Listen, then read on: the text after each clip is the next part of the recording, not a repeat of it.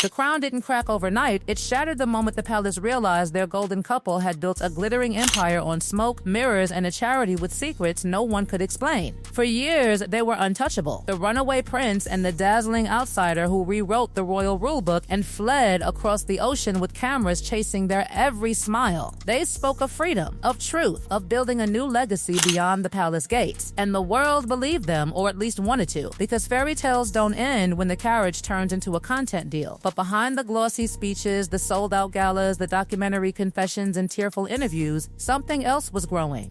Quiet, paperwork, numbers, signatures that didn't line up, meetings that were never disclosed, a foundation that promised healing, hope, and humanitarian impact, yet somehow bled money faster than it helped people. At first, the palace ignored it. They had to. Publicly, the couple was a much-loved family. Privately, they were a PR wildfire no one could control. Every time the monarchy tried to move forward, another interview dropped, another accusation, another emotional tell-all that painted the institution as cold, cruel, outdated. The couple positioned themselves as survivors, reformers, victims who rose into global icons. But institutions older than empires don't panic. They observe. And someone inside the palace had been observing very closely. Her reputation inside royal walls was simple. She didn't do drama, she did duty. While others smiled for cameras, she read reports. While others waved from balconies, she visited shipping docks, veterans' homes, rural clinics. She didn't chase headlines, she survived them. And when whispers about the couple's charity started reaching government desks, she didn't roll her eyes, she opened a file. What began as a routine compliance review turned into something far more dangerous, not explosive, not theatrical, but slow and devastating. The kind of trouble that doesn't trend on social media until it's already too late. The foundation, launched with cinematic fanfare, claimed global partnerships, humanitarian missions, and multi-million-dollar impact projects, but auditors found delayed filings. Then missing documentation. Then entire grant categories labeled development with no measurable outcomes attached. Money moving between branches, consultants, media subsidiaries, administrative errors that kept repeating. Still, none of that was illegal on its own, just messy. Embarrassing, until the titles got involved. Invitations were sent to high-profile donors with crests that looked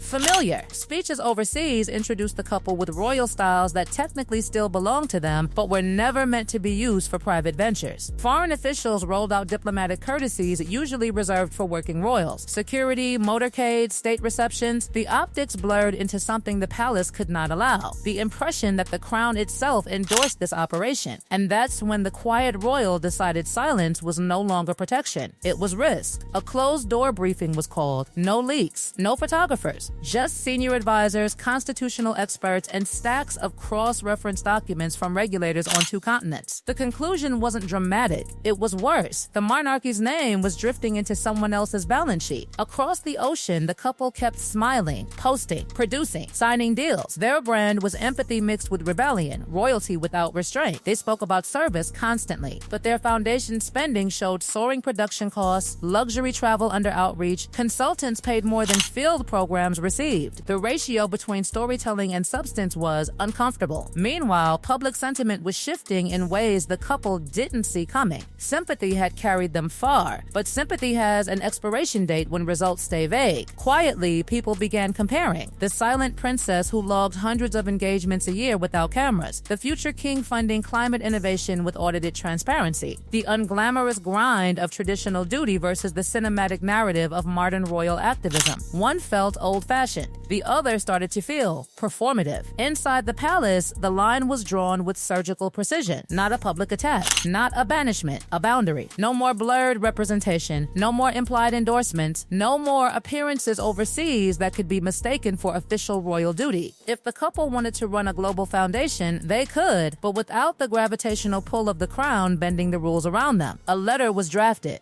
carefully worded, firm. It didn't accuse, it clarified, provide documentation, define roles, confirm independence. Stop using symbols that suggest institutional backing. Simple on paper, explosive in meaning, because for the couple, the royal aura wasn't just heritage, it was leverage. When the message reached them, insiders say disbelief came first, then anger. They saw it as betrayal, the family closing ranks, the palace protecting itself at their expense. But from the other side of the ocean, advisors saw something different, a monarchy fighting for survival in the age of personal brands and viral confessionals. The couple had built a platform powered by proximity to the throne while simultaneously rejecting its authority. It was a paradox that could work in interviews but not in constitutional reality. And then came the move no one expected. Instead of firing back publicly, the palace changed the rules quietly. A new protocol governing how royal titles could be used in commercial, charitable, and international contexts, not retroactive punishment. Forward-looking containment. Titles became conditional in practice, even if not stripped in law. Representation required accountability. Association required transparency. It wasn't dramatic, it was devastating, because suddenly the couple's greatest asset, the mystique of royalty, came with strings they refused to accept. Invitations slowed, diplomatic courtesies tightened, organizations asked more questions before partnering. The glow dimmed, not from scandal headlines, but from institutional distance. And distance is lethal to relevance when your brand is built on belonging. Back in the palace, the quiet royal returned to her schedule. Farm visits, naval ceremonies, youth programs, no victory speech, no gloating, just the same steady rhythm of duty that had outlasted generations of scandals. But those who were in that first briefing still remember her final words before the file was closed. "This is not about revenge," she said. "It's about survival. The crown cannot be a costume people wear when it suits them." Across the ocean, the couple prepared their next media appearance, unaware that the ground beneath their narrative had already shifted. They still had fame, still had deals, still had followers. What they no longer had was unquestioned royal gravity pulling the world toward them. And in a monarchy built on symbolism, that loss was louder than any public condemnation. The shift didn't make noise at first. There was no dramatic palace announcement, no balcony moment, no televised address. The change arrived the way real power always does, quietly, structurally, leaving the couple smiling in front of cameras while the doors behind them locked one by one. Their next overseas humanitarian visit was the first clue. In the past, airports turned into ceremonial arrivals. This time, there was no official reception line, no government envoy, no motorcade arranged through diplomatic channels, just a private security detail and a politely worded note from local officials explaining that protocol had evolved. They laughed it off publicly. "We prefer it low-key," they said. But behind closed doors, calls were made, emails fired off. Advisors asked why the usual red carpets were suddenly beige. The answers came back in careful language. New international guidance, clarifications around representational roles, a desire to avoid confusion about official affiliations. Confusion, that word again. Back home, their foundation team was scrambling. Partners who once rushed to co-host events were now requesting detailed breakdowns of fund allocation, governance structures, measurable outcomes. Donors wanted reporting schedules. Legal teams wanted written confirmation that no royal institution was formally tied to the projects. The couple had built their platform on narrative velocity, momentum, emotion, visibility. Now they were being dragged into the slow, fluorescent lit world of compliance. Spreadsheets instead of spotlights, audits instead of applause, and the timing couldn't have been worse. Public fascination had started mutating into public fatigue. The interviews that once felt brave began feeling repetitive. The stories that once shocked began feeling rehearsed. Every new appearance circled the same themes, the same grievances, the same emotional beats. Meanwhile, the palace figures they'd criticized kept doing what they'd always done, showing up to hospitals, community centers, climate summits, quietly, relentlessly. The contrast grew uncomfortable. Inside media circles, a phrase started floating around: narrative saturation. The couple's story had been told so often, so intensely, that audiences stopped leaning in and started leaning back. Not out of cruelty, out of exhaustion. Still, they believed the next big project would reset everything. A glossy global initiative announced with cinematic flair, a promise to redefine modern service. The launch video was beautiful. Aerial shots, soft music,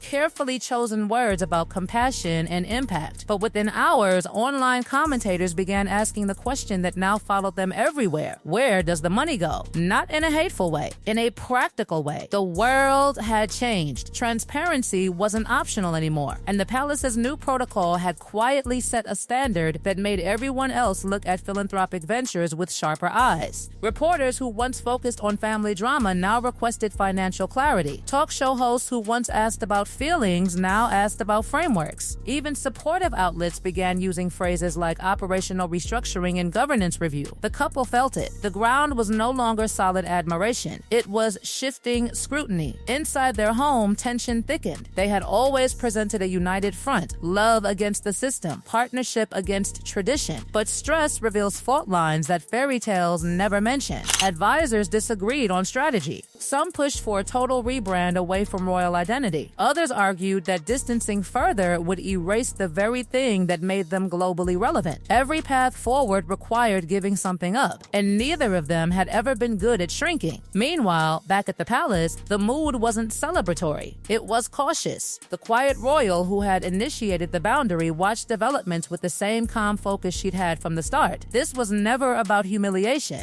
It was about insulation, protecting the institution from being dragged into battles it couldn't control. But even she didn't expect how fast the cultural tide would turn. A documentary crew filming a separate story on Martin philanthropy included a segment comparing different models of service. Without naming names, it contrasted legacy institutions built on governance and accountability with personality-driven foundations dependent on media visibility. Viewers connected the dots themselves. The couple's brand, once synonymous with courageous independence, began being discussed as a case study in overexposure. That hurt more than criticism. Criticism keeps you relevant. Being analyzed like a cautionary tale doesn't. Their invitations to elite forums didn't disappear, but the tone shifted. Panels about leadership now paired them with governance experts who asked direct questions about measurable impact. Moderators gently redirected emotional anecdotes toward data. It felt less like admiration and more like evaluation. And through it all, the palace never said a word publicly. That silence became its own statement. No mudslinging, no rebuttals, just an unspoken message: we are not part of this. One evening, after another tense strategy meeting, the couple sat in a rare stretch of quiet. No cameras, no advisors, just the weight of everything they'd built and everything slipping out of their control. They had wanted freedom from the system. They had gotten it. What they hadn't anticipated was that the system's gravity had been holding up more than they realized. Without it, they weren't rebels challenging a monarchy. They were celebrities competing in a crowded marketplace of causes, content, and constant reinvention. And celebrity is a throne with a trapdoor. Across the ocean, the quiet royal attended a small ceremony at a rural community center. No global press, no viral clips. Just a handshake, a speech about long-term commitment, and a promise of continued support. It didn't trend. It didn't need to. That was the point. The couple's story didn't end in disgrace. There was no dramatic downfall, no single catastrophic moment. Instead, there was erosion of influence, of mystique, of the unspoken assumption that their royal past automatically elevated their present. They still had wealth, still had visibility, still had loyal fans. But the fairy tale they'd rewritten now had a different moral than the one they'd imagined. Not every escape leads to a kingdom. Sometimes it just leads outside the gates. Leads outside the gates. Leads outside the gates. Leads outside.